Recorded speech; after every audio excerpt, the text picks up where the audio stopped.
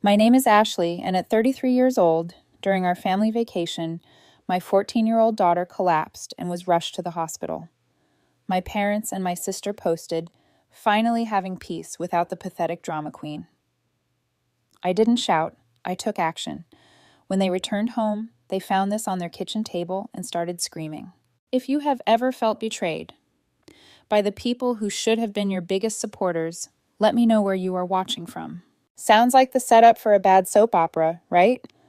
Unfortunately, it was just another Tuesday with my family. If you've ever wondered what it's like to go on holiday with people who treat cruelty like a team sport, buckle up. We do these family trips every year. Tradition, my parents call it.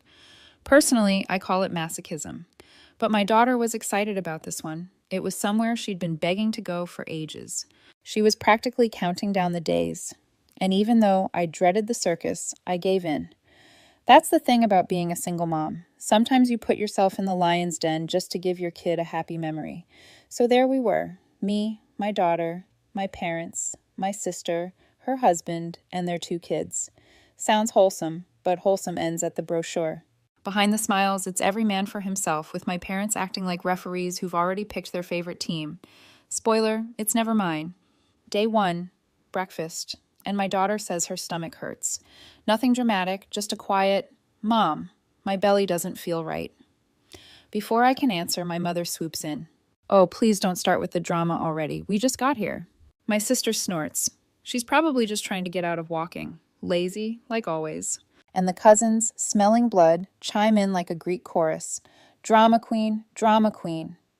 It's like they were waiting for it, honestly. One tiny weakness, and suddenly it's family game night. I tried to comfort her, but I admit part of me wanted to believe it was nothing. Easier to shrug it off than start a fight with my parents before noon on day 1. By midday, the pain was worse. She was pale, holding her stomach, walking slowly behind the group. "Don't milk it," my dad barked when she asked to sit down for a minute. "She's always been like this," my mom muttered, making sure I heard. "She'll make a scene out of nothing." My sister rolled her eyes so hard I thought they'd get stuck. Meanwhile, my daughter stayed quiet. She hates attention, which is ironic because they all think she lives for it. She tried to keep up, probably desperate not to be mocked again. That broke me a little, watching her try to minimize her pain so these people wouldn't laugh at her. That's what this family does, turns suffering into entertainment. By dinner, she was barely eating. She sat with tears in her eyes while everyone else clinked glasses and laughed. My sister leaned into her husband and whispered something, and both their kids snickered at my daughter. I asked what was so funny. They smirked. Nothing. Right, nothing. And then it happened. She stood up, maybe to go to the bathroom, and just folded like a puppet with its strings cut. One moment she was upright. The next she was on the floor, clutching her stomach and gasping in pain. For a split second, the table went quiet. Then my mom broke the silence. "Oh, for heaven's sake." Like my kid collapsing was just her pulling another stunt.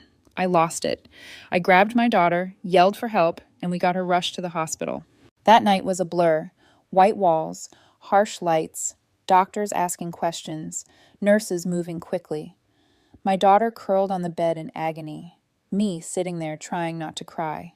I didn't know what was happening. Appendicitis, food poisoning, something worse. My brain went to dark places. All I knew was my baby was in pain and I couldn't fix it. I texted my family to let them know we were at the hospital. No reply. Hours crawled by.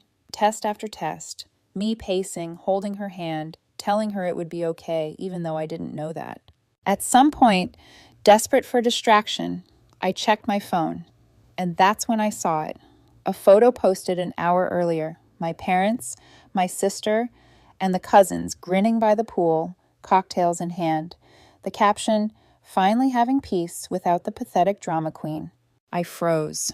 My daughter was in a hospital bed crying out in pain, and they were out there celebrating, posting selfies, mocking her, mocking us.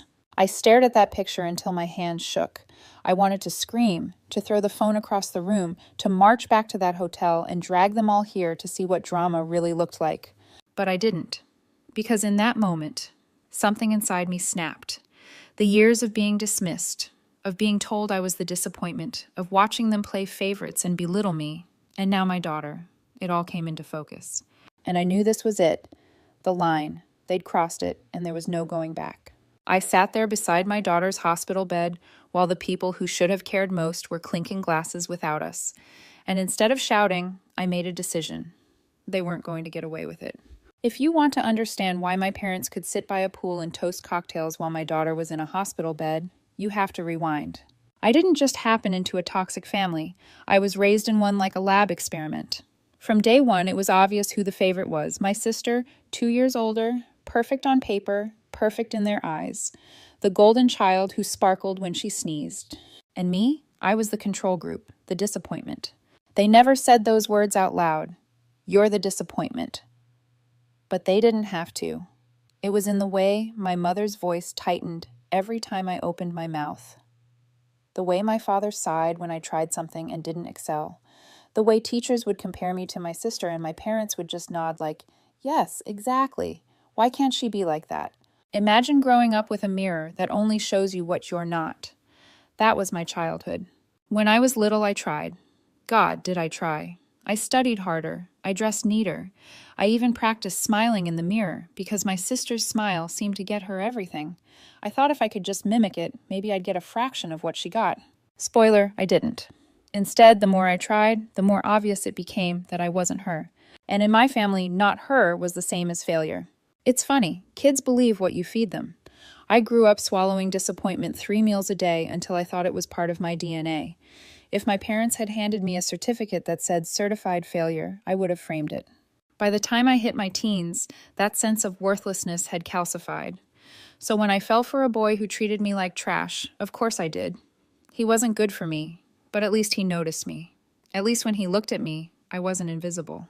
That was enough, until it wasn't. The difference? She had a ring. I didn't. When I told my parents, my mother's face looked like she'd bitten into a lemon. My father didn't even look at me, just muttered, figures. My sister, queen of empathy, smirked and said, well, at least now you've got a purpose. I thought being pregnant might make me important. Instead, it just made me their cautionary tale. The baby's father was a toxic mirror of my parents. Manipulative, cruel, impossible to please. I guess we gravitate toward what we know. That lasted about 5 minutes before it imploded.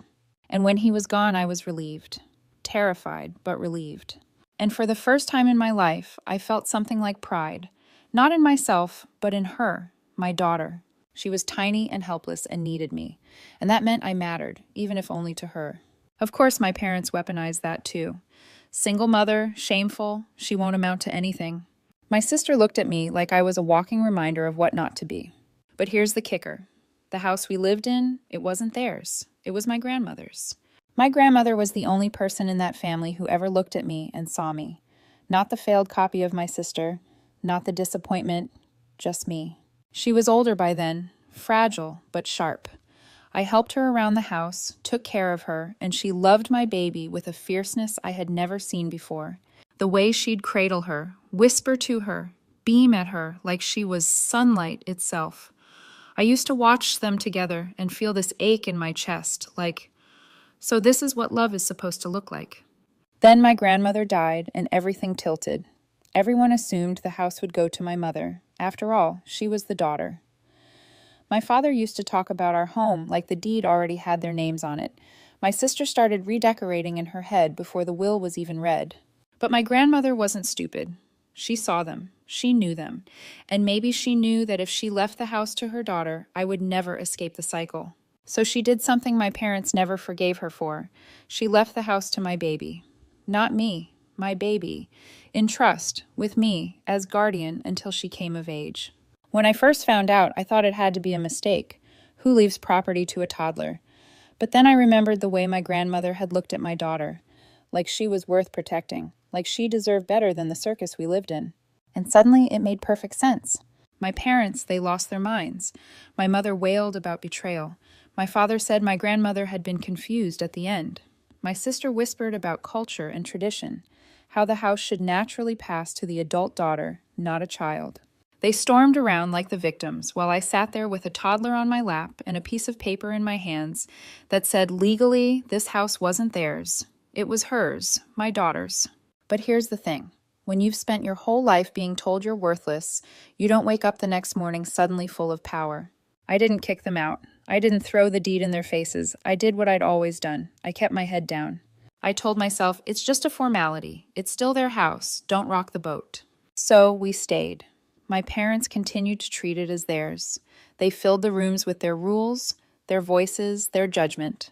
I raised my daughter in the same house where I had been raised as a disappointment, hoping maybe things would be different this time. They weren't. Every time my mother scolded me, every time my father sighed, every time my sister visited with her perfect life and her perfect kids, it was the same chorus. Failure, failure, failure. Only now I had someone watching me absorb it, my daughter. That was the part that kept me up at night. Not my parents' cruelty. I was used to that. But the thought that she might grow up thinking this treatment was normal, that she'd believe, the way I once believed, that she was a burden. And if you've ever wondered why I snapped when I saw that pool selfie, when I saw them mocking her while she was in the hospital, this is why. Because it wasn't just a caption. It was a lifetime of cruelty, now directed at the only person who ever made me feel like I mattered. When the doctor finally came in, I thought my chest might cave in. Appendicitis, he said, flat as a hammer on steel, like he was telling me the time. Good news, it hadn't burst yet. Bad news, they had to operate immediately.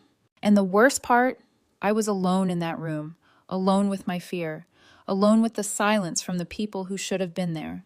I wanted to text them, just one line. She needs surgery. She could have died. But I stopped myself because I already knew how it would play out. At best, my sister would send an eye roll in text form. At worst, they'd laugh about drama queen again, so I didn't call. And they didn't either, not once. My daughter was being prepped for surgery, and they were still splashing in that damn pool. The operation went smoothly. The surgeon told me she'd recover fine, and I nearly collapsed myself. I sat there by her bed afterward, watching her breathe under the thin hospital blanket, thinking, this is what it means to actually show up for someone. And in the same breath, I thought, my parents never have. Not for me, not for her. They'd clink cocktails while I panicked in this chair. That's when it hit me. I had leverage, real legal leverage. The trust, the house, the one card my grandmother had pressed into my hand when she died, and I'd been too scared, too conditioned to ever play it. Not anymore. While my daughter slept, I called a lawyer. My voice was steady. Too steady, maybe.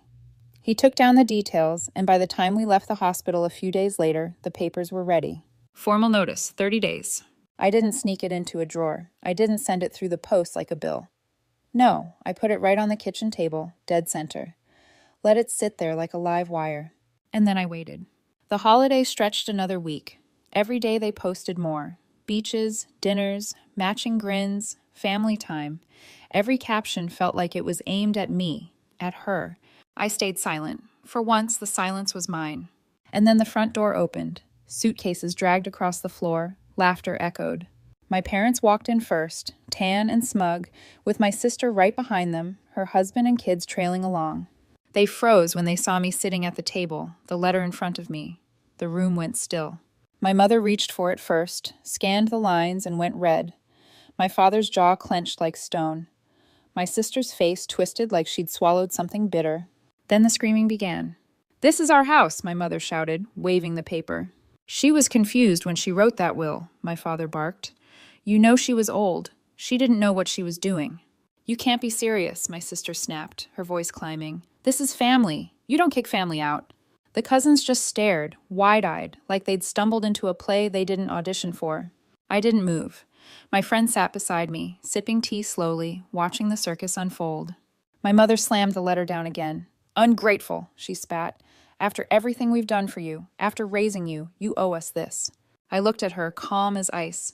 "No, I don't. It's my daughter's house. You have 1 month." You'd think I had set the place on fire. My father turned purple. My sister started ranting about culture, tradition, respect. My mother wailed about betrayal. The cousins whispered, "Drama queen again," as if that word could undo ink on paper. I stayed steady. I didn't shout. I didn't budge. "You have 1 month," I repeated. They threw everything at me. Pleading, threats, guilt trips. My sister leaned across the table, furious. "Just take it back. Tear it up. You can't really mean this." "If you care so much," I said, "let them live with you." And that shut her up cold. It went on for hours. Accusations, slammed doors, red faces, tears that looked rehearsed. My friend never left my side, not once. At one point, my father leaned in, his voice low and venomous. "You'll regret this. You're still the same failure you've always been." I smiled, tired and sharp. "Maybe, but I'm the failure who just gave you 30 days to find a new place to live." That shut him down too. By the end of the night, the noise had burned itself out. My parents retreated to their room, muttering. My sister gathered up her kids and left, fuming. I went upstairs, tucked my daughter into her bed, kissed her forehead. She stirred, murmured my name, and I felt the weight shift. For the first time in years, the power was mine. They thought they owned this house. They thought they owned me. But the notice was on the table. The clock was ticking, and there was no undoing it. And I knew one thing as I turned out the light. They weren't going to take this quietly. Living with my parents after handing them an eviction notice was like sleeping with snakes in the bed and pretending you couldn't hear them hiss. The letter was on the table, the clock was ticking, but they still sat at the kitchen every morning rattling mugs and slamming drawers as if noise could change the law. The atmosphere was poisonous. My father reading the paper with exaggerated sighs. My mother whispering, "Ungrateful," just loud enough for me to hear. The air in that house had weight to it, pressing down on me and my daughter until even breathing felt like defiance. And my daughter, still sore from surgery, had to walk past their stairs on her way to the bathroom, 14 years old and recovering from appendicitis. But they looked at her like she'd ruined their lives. Then came the posts. I didn't see them first. My cousin sent me screenshots, my parents smiling sadly beside staged boxes by the door. Caption, "Thrown out by our own daughter, betrayed, made homeless." Homeless. They were sitting in my kitchen when that went live. More posts followed. My father perched on the stairs looking tragic. My mother clutching a photo album like a widow in a soap opera. The captions wrote themselves, "We gave her everything. She gave us nothing." And the comments rolled in. Aunts, uncles, extended family, all piling on. How could she? Shameful. Doesn't she know what family means? Family, right? The same family that had called my kid a drama queen while she writhed in pain. I didn't answer, not yet. Then my sister came. She didn't storm in this time. She knocked, but the look on her face was just as sharp. She sat down across from me like she was a lawyer and I was on trial. "You can't really mean this," she said. "You've made your point. Stop before it destroys everything." I stirred my tea. "Everything's already destroyed. You're tearing the family apart." I laughed, dry, sharp. "No, I'm finally refusing to let them tear me apart." Her mouth opened, closed, opened again. Finally, she said, "You'll regret this." "Probably," I said, "but I'll regret staying a lot more." She left in a storm of perfume and indignation, and for once, I didn't feel small when the door slammed. Meanwhile, the posts kept multiplying. My parents had turned the house into a stage, performing victimhood for anyone who would watch, and it was working, at least until I decided to speak. I don't post much, I don't like it, but silence has its limits. I took their poolside selfie, the one where they toasted finally having peace without the pathetic drama queen, and I set it next to their homeless victim's photo. Then I wrote, "During this family holiday, my 14-year-old daughter collapsed and was rushed to the hospital. She was diagnosed with appendicitis. It could have been life-threatening. Not once did my parents or sister ask how she was. Not once did they visit. Instead, they posted this photo mocking her as a drama queen. This house belongs to my daughter through my grandmother's will. I am her guardian. I will not allow people who laughed at her pain to keep living under her roof. That's the truth." And I hit post. The effect was immediate. The buzzing in my phone stopped. The comments dried up. The relatives who'd been shouting the loudest suddenly had nothing to say. The silence that followed wasn't heavy this time. It was clean. My parents didn't post again. The days dragged on, tense and bitter, but quieter. Cupboards still slammed. Mutters still floated. But the performance was over. They knew it. By the end of the 30 days, they packed their things and left. No speeches. No posts. Just boxes in a car and a door that closed behind them. I walked through the house after they were gone. The rooms felt strange without their noise, like the walls were exhaling for the first time. Upstairs, my daughter was stretched out on her bed, sketchbook in her lap. She looked up when I opened the door. "Are they really gone?" she asked. "Yeah," I said, "they're gone." She smiled, tired but genuine. "It feels different already." It did. For the first time, the house wasn't theirs. It wasn't even mine. It was hers. and it was finally free. After they moved out, they didn't exactly land on their feet. They hauled their boxes over to my sister's place, crammed themselves in with her, her husband, and my daughter's cousins. From what I've heard, it was chaos from day one. Too many people, not enough space, and her husband wasn't thrilled about suddenly inheriting his in-laws. It didn't take long before the cracks showed. Arguments, slammed doors, snide comments. A few months later, my sister finally had enough and kicked them out too. And with that, whatever was left of their relationship went down the drain. Now word is they're renting some tiny cheap place on the far edge of town, a far cry from the house they once thought was theirs. And me? With them gone, life changed overnight. The house is peaceful. My daughter has space to heal, to laugh, to just be a teenager without being mocked for it. I even started renting out one of the spare rooms, which meant I could cut back my hours at work and actually spend evenings with her. For the first time in years, we're not just surviving, we're living. I haven't spoken to the rest of them, and I don't plan to. I just hear the updates through relatives and the occasional social media post. So, tell me, do you think I went too far or not far enough? Let me know in the comments. And don't forget to subscribe for